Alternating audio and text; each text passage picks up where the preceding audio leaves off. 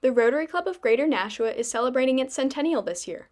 Once a month, the club is celebrating highlights from each decade. These are the highlights from 1951 to 1960. So I now call upon Paige Holtzman and Jane Marquis with the 100th anniversary program, the 1951 to 1961 decade. Ladies, take it over. Thank you, President Bell. Good afternoon, everyone. Okay, yes, 1951 to 1960. Paige, all right. We're looking at some past presidents here. Here's some things that happened in 1951 to 1952. Photo of Elwyn A. March. We had outings and lots of interesting guests, and you will see that as we go through the 50s, that there were a lot of interesting guests in this decade. 1952 to 53 was Albert Spenlove. He became publisher and director of the Nashua Telegraph in 1949. And in July of 1952, a very elaborate ceremony for the installation of all the new officers was initiated. These ceremonies continued for many years, and it allowed participation from all the members who read their parts and from a very interesting manuscript. Here's a couple of pictures from the annual Christmas parties that helped handicapped kids. All right. BAE, as we know it now, was Sanders. And this article was from 2008, but it went back and looked at how it all started. And basically, back in the early 50s, Nashua was on the brink of collapse when Sanders Associates arrived. And it really was such a large industry for our community and for our city. Really interesting how it came about and how it, grew and evolved and is now BAE Systems Electronic Systems Division, grown from an 11-person operation to one of the world's foremost defense engineering firms. Looking south on Main Street, circa 1953. I threw this in here because I just love how we used to park on an angle. We're not just looking at the history of our Nashua Rotary Club, we're really looking at the history of our city, our community. So there's a lot of this sort of dotted in with the history of Rotary as well. Nashua celebrates the centennial of our city, 1953. We were 100 years old. And our own Rotarian, Judge Edward Lamprin, was the general chairman. And on the right, again, we threw in that historic picture because it was from 1953. And Lincoln Stores, I don't recall. There's Brockelman's Market. And right tucked to the right is this little thing called Priscilla's Tea Room and Restaurant. And for my parents, that was where they went after the Friday nighters when they went dancing. Everybody went to Priscilla's. Heard about it my whole life, never saw the picture. Maybe many of you have, so I threw it in there. It looks like we had a great centennial back then. Take it away, Paige. And here is just some more pictures. This was a picture of an interesting way to advertise your company. This was to advertise Blue Cross Insurance. The slogan at the top says, the old woman knew what to do. She joined Blue Cross. Have you? And here is just a couple examples of the individual attendance sheet and a budget for the year. So there's a lot of 100% attendance. They have a line where the passing mark is. Anything under 60, I guess, is a fail. So, and then over here on the budget, there's a gift for the district governor that was budgeted at $8.50. Rotarian dues and the smile, which was a big expense. That's probably, they were printed on paper. So I'm sure that was the expense every week, printing all of them. There was a ladies' night, and it was at the old Howard Johnson, which is where the Porsche dealer is today. Towards the end of the cocktail hour, which was held on the second floor in a small room, the entertainer for the evening arrived. The Rotarians and their guests moved to a larger room on the first floor for the dinner and festivities, while the entertainer, a magician, was given the use of the cocktail room to change and prepare for the show.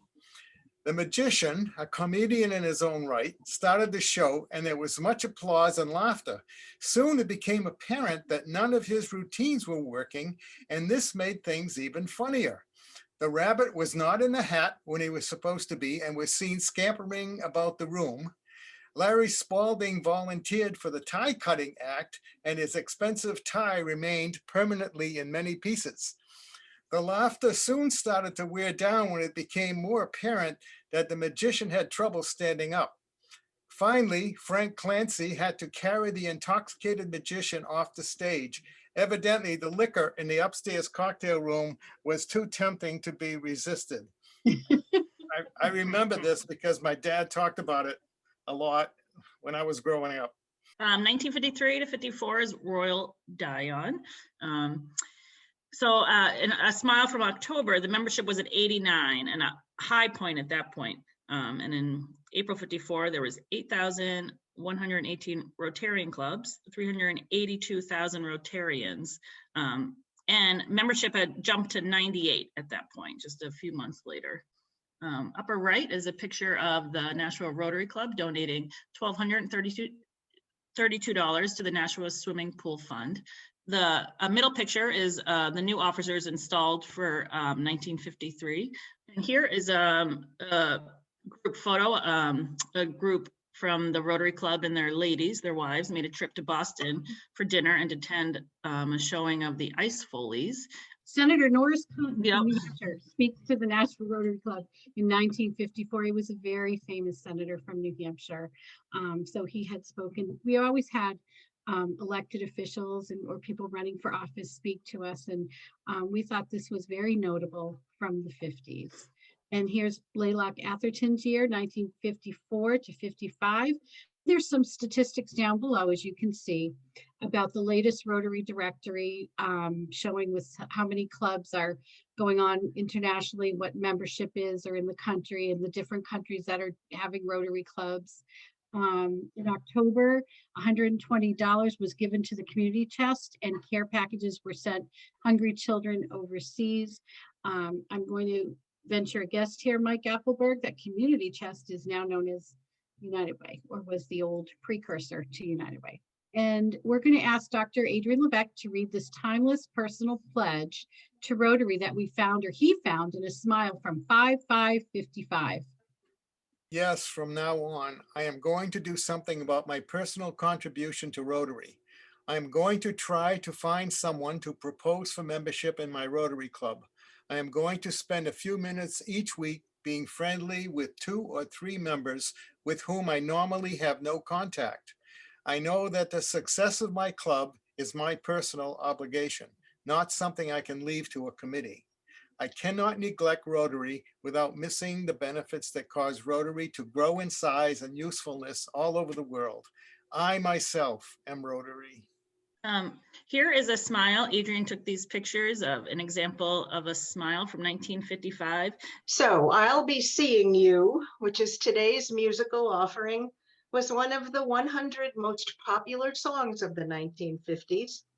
Written by Sammy Fain and published in 1938, it was first featured in the 1944 drama film of the same name and famously recorded by jazz great Billie Holiday. And now, Mindy, take it away. You've got it. I'll be seeing you in all the old familiar places that this heart of mine embraces all day through. In that small cafe, the park across the way, the children's carousel, the chestnut trees all wishing well. I'll be singing you in every lovely summer's day, in everything that's light and gay. I'll always think of you that way. I'll find you in the morning sun, and when the night is blue, I'll be looking at the moon, but I'll be seeing you.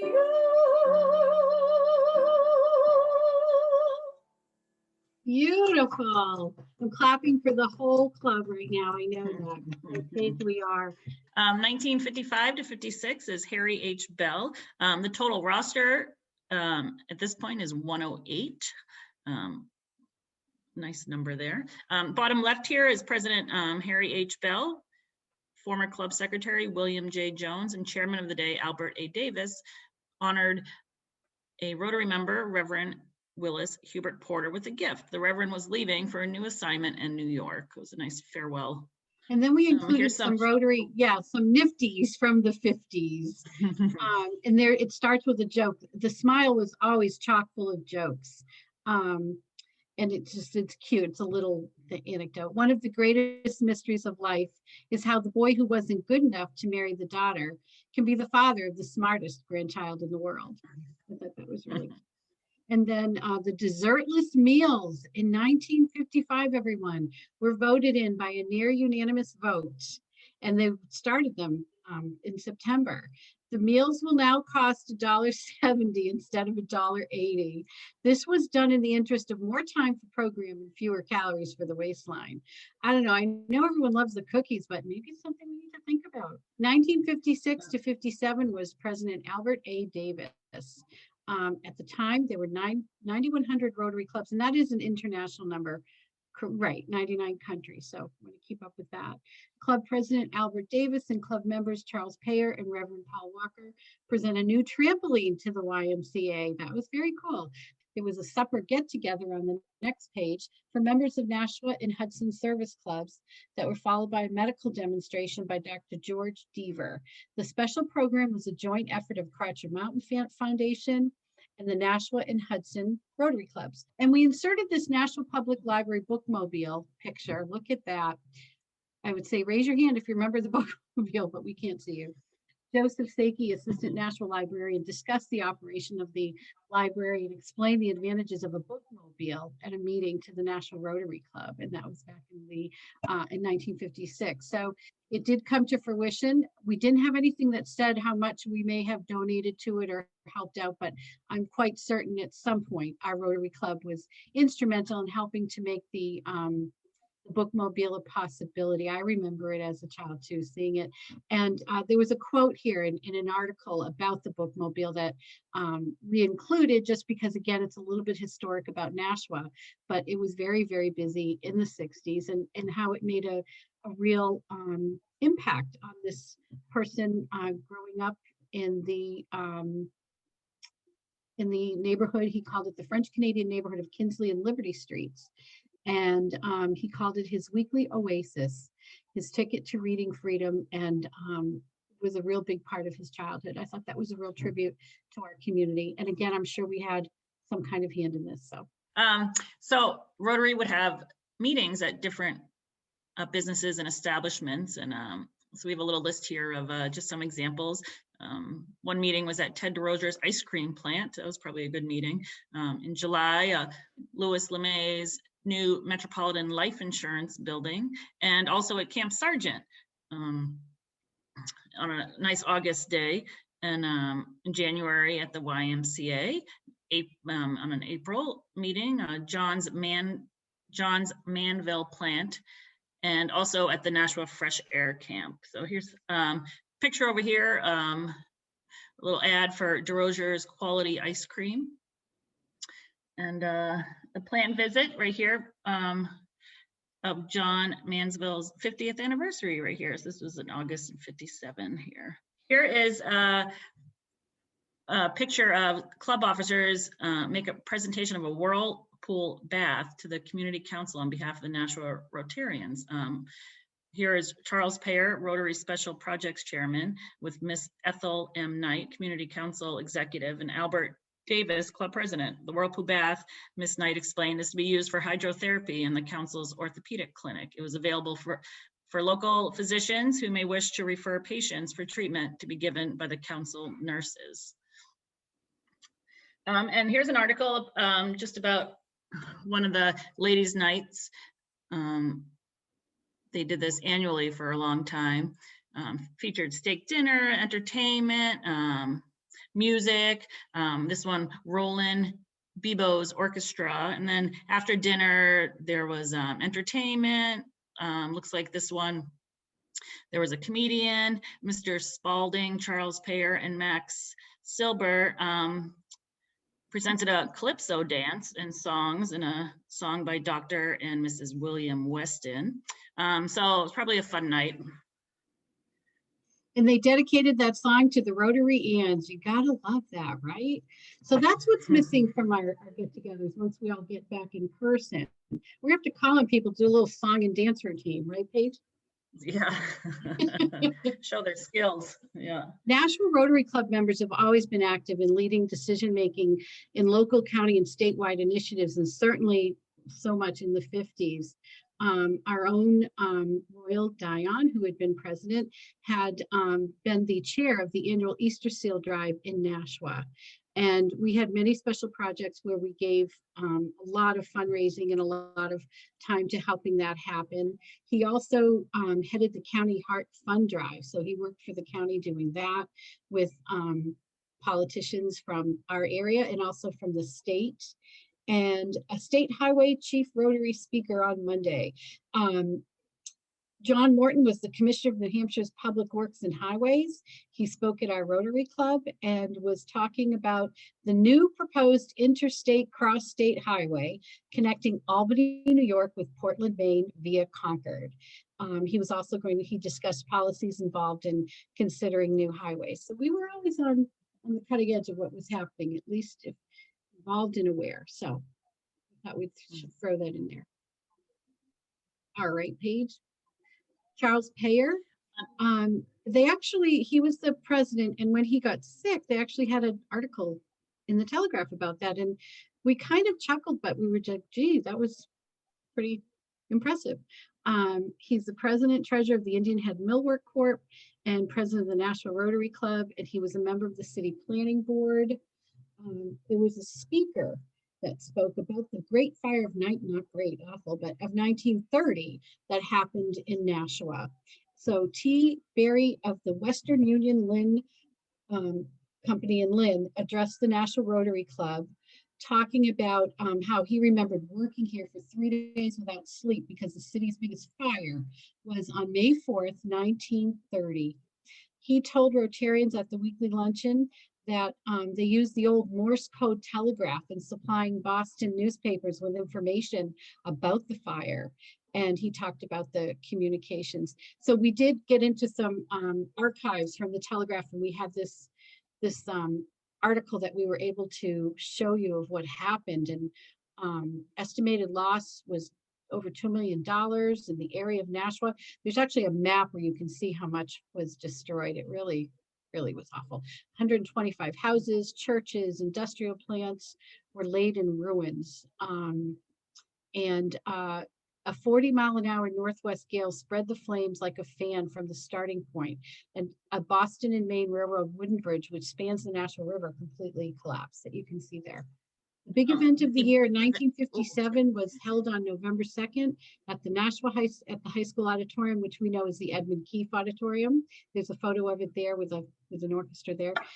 It was called The Desk Set, which had been a famous movie with Spencer Tracy and Katharine Hepburn, and then a play. And a little blurb there, as we head toward 1958, membership was now the highest in the club's history back then, 112 members. Not too shabby. Go ahead, Paige. Mm-hmm. Thank you. Yeah, Nashua Rotary Club supports the Easter Seal Fund Drive.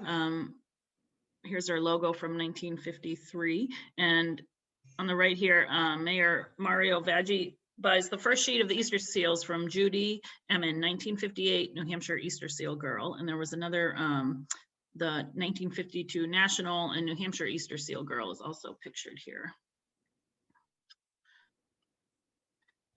And here from 1958 to 1959 is Harry T. McDuffie.